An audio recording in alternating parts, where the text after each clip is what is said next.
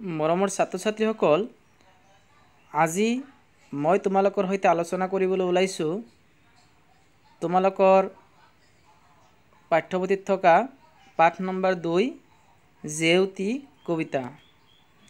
তোমালোকে ইতিমধ্যে খেলোহা কবিতাটি পঢ়ি আহিছা। এতিয়া জেউতি কবিতা তোমালোকৰ সৈতে মই আলোচনা কৰিম। এপিনে লক্ষ্য কৰিবা, জেউতি কবিতা তোমালোকৰ কিতাপ আছে নহয়? সবে লৈ লিয়া। Page number 15, page number 15 number page লৈ লৈছ? হয়। এতিয়া চোৱা, এইখিনি আখৰ তোমালোকে চিনি পোৱা নে? এই বৰ্ণখিনি চিনি পোৱা? ইয়াত কি কি আছে? এইটো মই ঘেৰাও দিছোঁ। কোৱাচোন, প্ৰথমটো কি? ম, দন্ত্য ন, বৰ্গা জ, মূৰ্ধন্য ণ, হস্য ই, ত, হস্য উ, এ। এইখিনি তোমালোকে বহীত ধুনীয়াকৈ লিখি ল'বা। লিখি এইখিনি তোমালোকে ক'ব লাগিব, হয়নে? 5 বাৰ তোমালোকে লিখিবা। এইখিনি তোমালোকে 5 বাৰ তোমালোকৰ টকা বহীত লিখিবা। লিখি মোলৈ হোৱাটছআপ কৰিবা দিয়া। মই হোৱাটছআপ নম্বৰ পিছত দি দিম। মোক লিখি দেখাব লাগিব। এতিয়া মই তোমালোকৰ সৈতে জেউতি কবিতাটো মই তোমালোকৰ লগত গাম। তোমালোকে মোৰ সৈতে গাব লাগিব। তোমালোকে বিয়া গীত শুনিছা নহয়? হয়, বিয়াত যে গীত গায়, কোনে কোনে গাইছা? ঠিক আছে, যিসকলে গাইছা ভাল। আজিও মোৰ লগত এই জেউতি কবিতাটো বিয়া সুৰীয়া গীতেৰেই আমি এই কবিতাটো তোমালোকৰ সৈতে গাই যাম। তোমালোকে মোৰ সৈতে গাবা। আগতে মই গাই দিছোঁ, তোমালোকে পিছে পিছে গাই যাবা হা।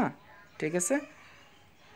মোর নাম জেউতি কোন মোর ভাই, তেও মোর দেউতা এও মোর আই।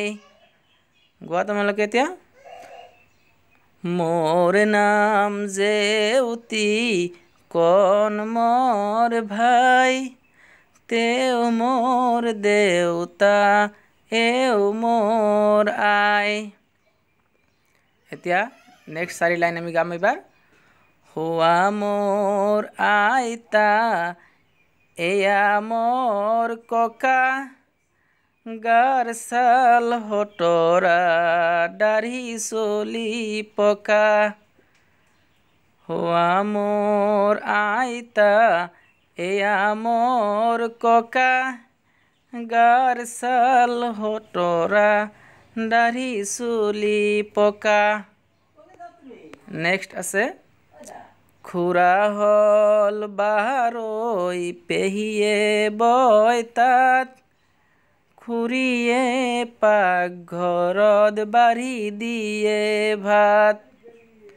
খুৰা হল বাৰৈ পেহীয়ে বয় তাত, খুৰীয়ে পাকঘৰত বাঢ়ি দিয়ে ভাত।